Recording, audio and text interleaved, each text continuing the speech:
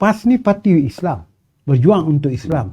Nak merealisasikan agenda Islam itu, dia sepatutnya menuntut Menteri Agama itu di bawah ahli Parlimen PAS. Kenapa dia tak perjuangkan benda ni? Saya tidak meletakkan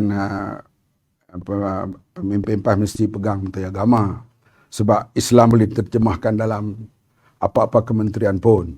Okay. Sama ada Menteri Air ke, Menteri Jaga Sawit ke, ya, Menteri jaga apa apalah. Ya. Cuma janganlah kita yang menjadi kelemahan di dunia Islam sekarang ni. Ini yang tajuk saya duk bercakap sekarang lah. Ya.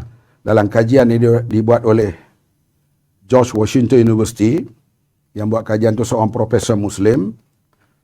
10 negara yang berakhlak Islam, satu pun belum ada negara Islam. Negara yang berakhlak Islam yang paling utama sekali ialah New Zealand dan negara-negara di Skandinavia.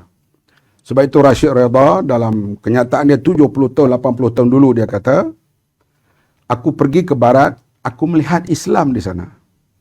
Walaupun tak ada orang Islam. Aku balik ke negeriku, aku melihat orang Islam, tapi tak ada Islam di situ.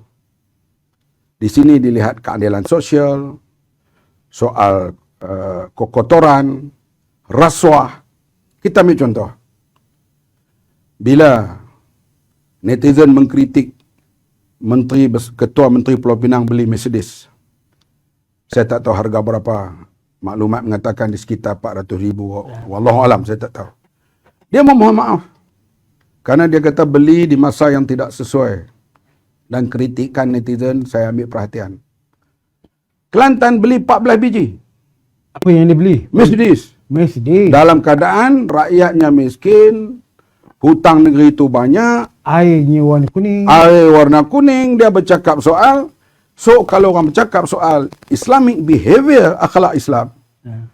Antara Pulau Pinang dengan Kelantan, markah akan dapat kepada Pulau Pinang. Ya. Ini yang orang tak faham antara Islamic behavior, social justice dengan ilmu fiqh ini.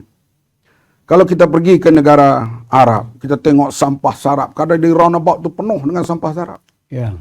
Sedangkan Islam mengajar kebersihan itu sebahagian daripada iman. Yeah. Kalau kita pergi ke Thailand, poster di stesen minyak, berhentilah stesen minyak kami, toilet kami bersih. Our toilet is clean, please stop here. Elan. Ya. Kita di sini, perkara itu tidak diambil berat. Hal rasuah, corruption. Ya, mungkinlah kita kata siapa pun boleh terlibat. Yang pentingnya, penguat kuasa itu mesti kuat dan mesti with fear and favor. Tak kiralah kalau anak kita sendiri kena, ikut rule of law.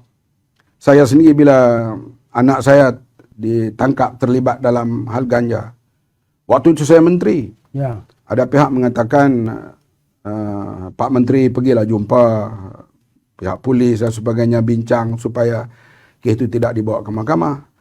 Saya kata, anak saya seperti anak orang lain. Kalau dia buat, maka hadaplah di mahkamah dan kita akan membela dia mengikut proses undang-undang. Artinya, walaupun anak kita tidak gunakan kedudukan kita sebagai menteri untuk melepaskan anak kita. Saya tahu menteri-menteri lu banyak, anak-anak mereka melakukan jenayah. Saya boleh senarai satu persatu. Tapi biarlah, orang kata bygone, hak berlalu itu. Tapi kita, the rule of law itu mesti ditekankan di sini. Lepas itu kita nampak, PAS tak ada ke arah itu. Dia tidak mencanangkan soal yang mereka sebut sikit, barangkali hal sajatlah dulu. Ya. Tak apalah, itu hak mereka lah. Tapi hal-hal penyelewengan, hal rasuah, good governance bukan menjadi tajuk kepada gerakan Islam mutakhir ini. Sebab itu kita nampak perubahan sedang berlaku, tapi ia mengambil masa sedikit untuk pergi ke arah good governance yang pernah diasaskan oleh pemerintah-pemerintah Islam terdahulu, yang tak perlulah kita hurai panjang soal Umar Abdul Aziz dan sebagainya. Surat-surat Sayyidina Ali Khalifah kepada gubernur-gubernurnya tentang good governance, tentang macam mana nak jaga harta awam dengan harta peribadi. Tapi ini tidak menjadi tajuk utama dalam PAS dulu dan juga sekarang. Mereka lebih tumpu kepada soal fiqh, bukan soal social justice. Fiqh perlu, bukan kita nak tolak soal hukum Islam ni. Itu wajib diperjuangkan.